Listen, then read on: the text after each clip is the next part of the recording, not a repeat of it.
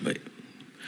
Tetapi soal tata kelola dan penegasan tentang rasuah ini menyeluruh, bukan saja Datuk Seri Said, ini Datuk Seri Fadilah dan menteri-menteri, malam menteri. Pendirian kita tidak berganjak. Tidak ada langsung pendirian kita untuk berundur daripada perkara ini. Dan saya sudah tahu di antara paling kuat saya diserang ialah kerana tindakan saya mengarahkan semua agensi tegas supaya dapat kita selamatkan negara ini daripada kecurangan pemimpin terutamanya, daripada menggeledah, memunggah kekayaan luar biasa. Saya tahu ada orang ambil sikap baik, ada parti politik yang keras menyergah dan menyerang seorang tokoh politik yang sekarang di penjara, tetapi bersekongkol dengan tokoh-tokoh atau mantan tokoh yang menggeledah, memunggah puluhan bilion ringgit wang negara. Apa sort of hypocrisy is this? Kalau konsisten, biar konsisten. Seolah-olah yang rasuah ini satu orang, itu dua orang di Malaysia. Ya. Jadi saya telah berikan arahan SPRM, LHDN, Polis Diraja, ambil tindakan. Saya tidak peduli siapa. Rakan-rakan saya dalam kabinet ada di sini. Saya berulang kali dan mereka juga menegaskan dalam pentadbiran sekarang tidak ada tolak ansur sama sekali. Ya. Tetapi kita kena bagi mesej yang jelas. Bagaimana orang yang mengunggahkan yang disita lebih kurang 4 bilion, 5 bilion. Yang tidak disita 3-4 bilion. Yang di luar negara 5 bilion, ada yang kata 10 bilion. Kemudian ada lagi yang bersongkol, yang bising terhadap kes pengampunan ini. Tak dengar pun suara mereka.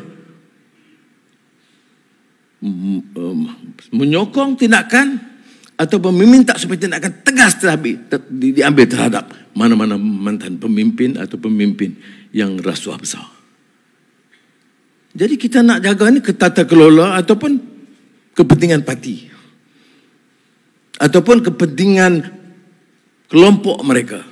Dan ini yang berlaku sudah. Saya tengok beberapa kenyataan keras bukan main terhadap seorang yang sudah pun dipenjara, yang masih ada kesnya, tetapi seolah-olah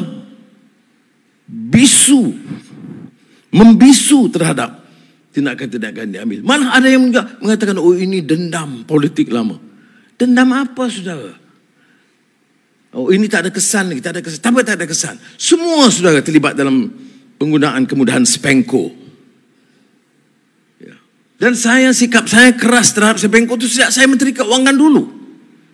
Jadi siasat, saya tidak tahu di mana salahnya. Tapi saya tahu peraturan itu tidak betul. Saya tahu ia merugikan negara. Saya tahu dia tidak menyenangkan pejabat awam. Tetapi kita lesu tidak berupaya berbuat apa-apa kerana tidak ada ketegasan dan tekad politik untuk bertindak. Sekarang ada, saudara.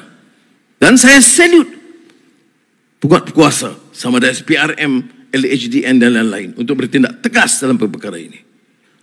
Jadi saudara, ini kita kena faham. Kalau kita nak perangi rasuah, dia bermula dari atas dan sehingga ke bawah. Apakah selesai semua? Tidak. Semalam Ketua Polis Negara menyergah keras beberapa kelompok di peringkat bawah atau pertengahan polis yang masih mungkin kelompok kecil tetapi mau dibanteras. Kalau diambil tindakan terhadap kelompok kecil itu, bagaimana kita boleh biarkan rasuah skala besar itu berlalu tanpa apa-apa tindakan? Bentuk tindakan jangan tanya saya. Saya beri arahan umum kepada semua jabatan, semua badan penguasaan, tegas. Sementara kita ada tekad politik dan konsensus dalam Jemaah Menteri. No compromise. Maka masa untuk bertindak. Yang saya suarakan ini kerana orang-orang yang menjerit, menyerang pribadi tertentu, keluh, tidak langsung bersuara, malah secara diam bersekongkol dengan perasuhan. Jadi maknanya tentunya mereka ini bukan menentang rasuah, tetapi ini hanya wayang politik untuk menyerang musuh. Jadi ada orang tanya, oh apa kalau ada? Kalau ada silakan. Tan Sri Azam Baki ada di sini, menteri-menteri ada di sini. kita semua bersepakat kalau ada di kalangan rakan kita dalam baris jemaah menteri yang terlibat, tidak ada kes, kontrak atau apa-apa, arahan kita adalah tidak akan mempertahan atau melindungi. Tapi kalau sekarang, tak ada tindakan terhadap menteri-menteri, oleh itu tidak adil kerana ambil tindakan kepada parti pembangkang. Bongkar. Kalau ada bongkar. Saya tidak akan pertahankan. Tetapi jangan guna itu untuk melindungi perasuah di antara perasuah terbesar dalam sejarah negara ini. Ya. Yang menekan kita sampai sekarang.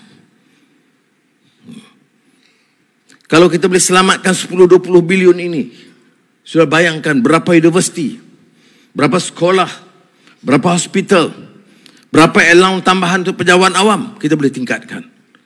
Tetapi kerana kita tidak ada kekuatan dan tekad politik. Kadang-kadang saya masa bicara dengan Menteri Agama dan JAKIM, saya kata kadang-kadang dalam tazkirah tak keras.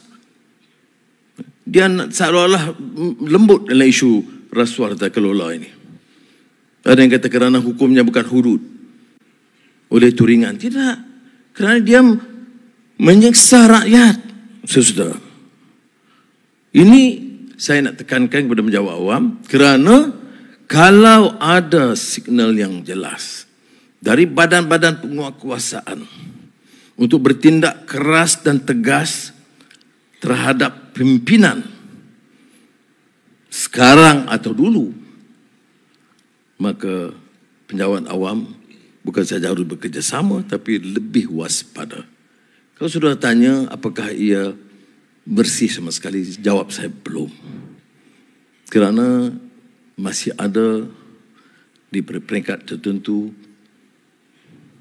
di sempadan, di pelabuhan, bagian percukaian, pelbagai, ada lagi beberapa kelompok kecil yang meneruskan kerja mereka.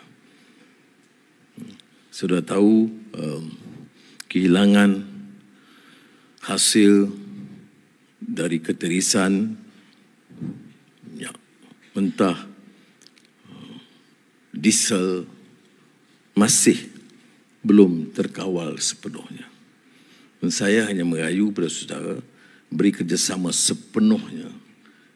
Biarlah ada dalam tahun 1-2 tahun ini kita ada tekad, a new spirit, atau kalau Jerman kita Zeitgeist, spirit semangat zaman, untuk kita ada tekad kita untuk selamatkan negara ini dari berbagai salah guna kuasa dan pemunggahan kekayaan, dan supaya kita boleh tingkatkan balik keyakinan rakyat dan tingkatkan hasil mereka. Saudara, kalau kita dapat selamatkan 10-20 bilion ini, bukan untuk perbaiki rumah Perdana Menteri atau allowance dia. Apa yang kita dapat pulangan itu, kita kembalikan kepada rakyat. Noktahkan kemiskinan, beri pendidikan yang bermutu, selamatkan anak-anak dari semua kaum, agama, wilayah. Jadi tidak lagi kita bergaduh soal peruntukan-peruntukan kecil. Tidak ada sebab hal ini dibolehkan, diteruskan. Jadi saya harap penekanan ini berikan manfaatnya. Kita faham tanggungjawab agama kita, tanggungjawab bangsa, tanggungjawab budaya, semuanya sekali. Dia mesti bermula dengan tata kelola yang baik.